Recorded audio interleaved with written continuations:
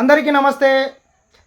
ఈరోజు అసెంబ్లీలో జరిగినటువంటి ఒక చిన్న ఇష్యూ మీద బయటికొచ్చి మీడియా పాయింట్ దగ్గర సబితా ఇంద్రారెడ్డి గారు చేసినటువంటి డ్రామా చూస్తే,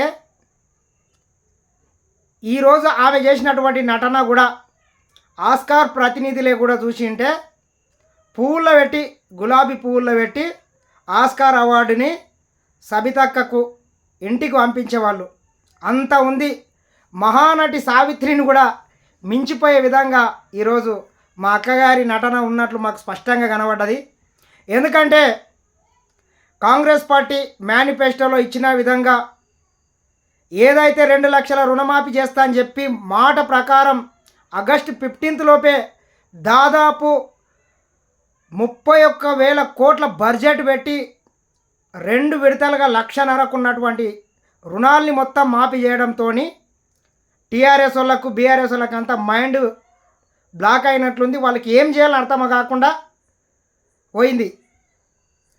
ఇక నెక్స్ట్ మా మనగడ ఏ రకంగా ఉన్నదని చెప్పి ఈరోజు ఏదో కొత్త అవతారాలను ఎత్తుకొని మరి డ్రామాలకు పెట్టింది పేరు కల్వకుంట్ల కుటుంబం. డ్రామారావు ఆలియాస్ రామారావు అసెంబ్లీలో మంచి రక్తి కట్టించిండు. ఆయనను ఎవడు నమ్ముతలేడు అని చెప్పి లేని దానికి సబితక్కని అనవసరంగా ఏడిపించండి. ఈరోజు ఏదో సినిమాలలో ఏదో పర్ఫ్యూమ్ కొట్టి ఏడిపిస్తారంట, అట్లా ఈరోజు అక్కని అట్లా ఏడిపించినట్లుంది. దాంట్లో ముఖ్యమంత్రి గారు మాట్లాడింది కానీ, ఉప ముఖ్యమంత్రి బట్టి విక్రమార్క గారు మాట్లాడిన దాంట్లో తప్పేముందో మాకైతే అర్థమైతే లేదు. అసెంబ్లీలో రేవంత్ రెడ్డి గారు ఏ అక్క పేరు తీసుకోలేదు. అక్కడ చాలామంది సీత అక్క ఉన్నది, ఇంకో అక్క ఉన్నది, సబితా ఇంద్రారెడ్డి అక్క ఉన్నది, చాలామంది ఉన్నారు అక్కడ అక్కలు. మరి ఎవరి పేరు తీసుకోకుండా మరి ఈ అక్కకు అంత బాధ ఎందుకైందో మాకైతే అర్థమైతే లేదు. అక్క, నీవు అంత బాధపడాల్సిన అవసరం లేదు. మీ పేరైతే అస్సలు తీసుకోలేదు. కాంగ్రెస్ పార్టీ కూడా మీకు ఏం తక్కువ చేయలేదు. గతంలో అత్యున్నతమైన హోం శాఖ పదవి కూడా కాంగ్రెస్ పార్టీ మీకు కట్టబెట్టింది. అంత గౌరవం ఇస్తే మరి నీవెందుకు ఆ పార్టీని ఇడిచిపెట్టినావు మాకైతే అర్థం కాలేదు.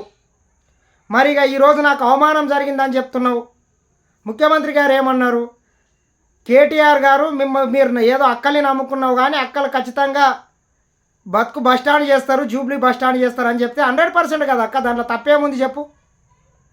అదే తీసుకుంటే గతంలో సీతక్కని టీఆర్ఎస్ వాళ్ళు, బీఆర్ఎస్ వాళ్ళు ఎంత అవమానపరచలేదు, ఆ రోజు గుర్తు రాలేదా?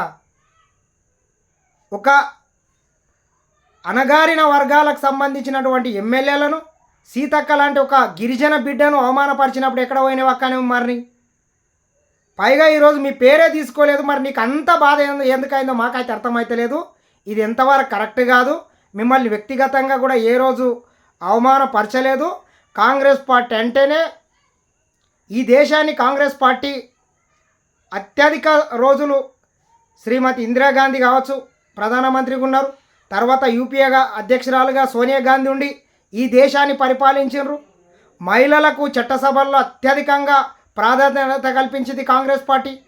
ఈ దేశంలోనే తొలి మహిళా గవర్నర్లు కావచ్చు, తొలి మహిళా ముఖ్యమంత్రులు చేసింది కాంగ్రెస్ పార్టీ. మహిళలని కాంగ్రెస్ పార్టీ గౌరవించినంత ఏ పార్టీ గౌరవించదక్క, నీవు గుర్తుపెట్టుకో. మహానటిని మించినటువంటి యాక్షన్ చేయాల్సినంత అవసరం లేదు. చిన్న ఇష్యూకి నువ్వు అంత బాధపడి నువ్వు ఏడవాల్సిన కర్మ కూడా లేదని మేము అనుకుంటున్నాం. తెలంగాణ సమాజం కూడా గుర్తిస్తుంది. గతంలో ఎంతమంది మహిళా అధికారులను వేధించిండ్రు, మహిళా ఆఫీసర్లు బలైనరు, వాళ్ళ నానా రకాల ఇబ్బంది పెట్టినరు. ఇదే టీఆర్ఎస్ బీఆర్ఎస్ ఎమ్మెల్యేలను. ఎవరి మనోభావాలు దెబ్బతినంది, మీ ఒక్కరి మనోభావం ఎందుకు దెబ్బతింటుంది అక్క? ఇకనన్నా ఈ నటనలు బంద్ చేసి తెలంగాణ ప్రజల క్షమాపణ మీరు చెప్పాలి. ముఖ్యమంత్రి గారు ఇంకోరో చెప్పాల్సిన అవసరం లేదు. గతంలో మా సీతక్కని అవమానపరిచినందుకు మీరు క్షమాపణ చెప్పాలి సభకు.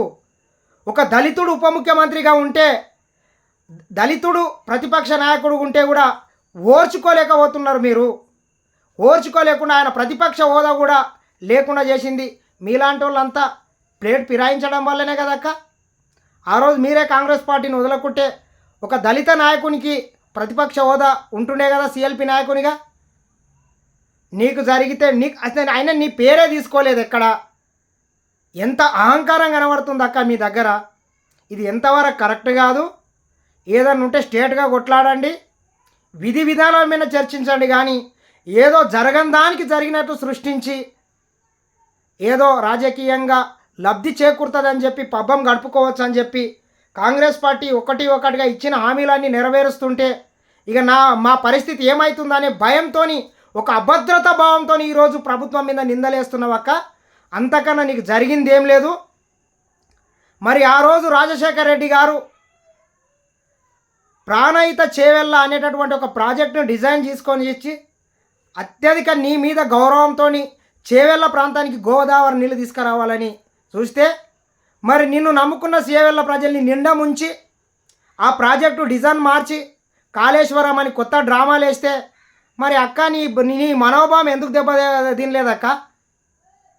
కాళేశ్వరం డిజైన్తో చేవెళ్ళకు రావాల్సినటువంటి నీళ్ళని కేసీఆర్ తన ఫామ్ హౌస్కు డిజైన్ మార్చి కొండపోచమ్మ సాగర్ అని ఆయన ఫామ్ హౌస్ పక్కన కట్టుకొని, గంధమల్ల సాగర్ అని వాళ్ళ సిద్దిపేట దగ్గర కట్టి, మల్లన్న సాగర్ అని వాళ్ళ ఫామ్ హౌస్ల చుట్టూ కట్టుకొని ఈ ప్రాంతానికి నిరాదరణకు గురి చేసి ఈ చేవెళ్ళ ప్రాంత బిడ్డల ఉసురు తగిలినప్పుడు వాళ్ళు ఈ రోజుకు నీళ్లు లేక కరువుతోని కటకటలాడుతుంటే నీ మనోభావాలు దెబ్బతినలేదక్క?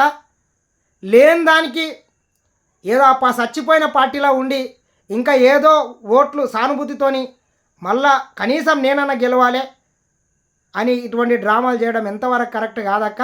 నీకు ఏం అన్యాయం జరగలేదు, నీకు ఎటువంటి అవమానం జరగలేదు. ఇకనన్నా ఈ ముసలి కన్నీరు కార్చడం బంద్ చేస్తే బాగుంటుందని సూటిగా చేవెళ్ళక్క సబితా ఇంద్రారెడ్డి గారికి సలహాలు సూచనలు చేస్తున్నాం. తెలంగాణ ప్రజల కోసం కొట్లాడండి, తెలంగాణ ప్రజలకు మేలు జరగాలని కొట్లాడండి. మీరు ప్రాతినిధ్యం వహిస్తున్నటువంటి ప్రజలకు మేలు జరగాలని కూర్చోండి, కానీ ఎంతసేపు లేని దానికి మీడియా పాయింట్ దగ్గర వచ్చి డ్రామాలు చేసినంత మాత్రాన తెలంగాణ ప్రజలు ఊరుకోరు. ఇది ఎంతవరకు కరెక్ట్ కాదని మరొక్కసారి మన సబితా ఇంద్రారెడ్డి అక్క గారికి తెలియజేయడం జరుగుతుంది. ఖచ్చితంగా ముఖ్యమంత్రి గారు మాట్లాడిన దాంట్లో తప్పే లేదు. మీ పేరు తీసుకోలేదు, మీ ఊరు తీసుకోలేదు. ఒట్టిగా గాలికోయేదాన్ని మీ మీద వేసుకొని ఇబ్బంది పడొద్దని మరొక్కసారి సబితా ఇంద్రారెడ్డి అక్క గారికి సలహాలు చేస్తున్నాం.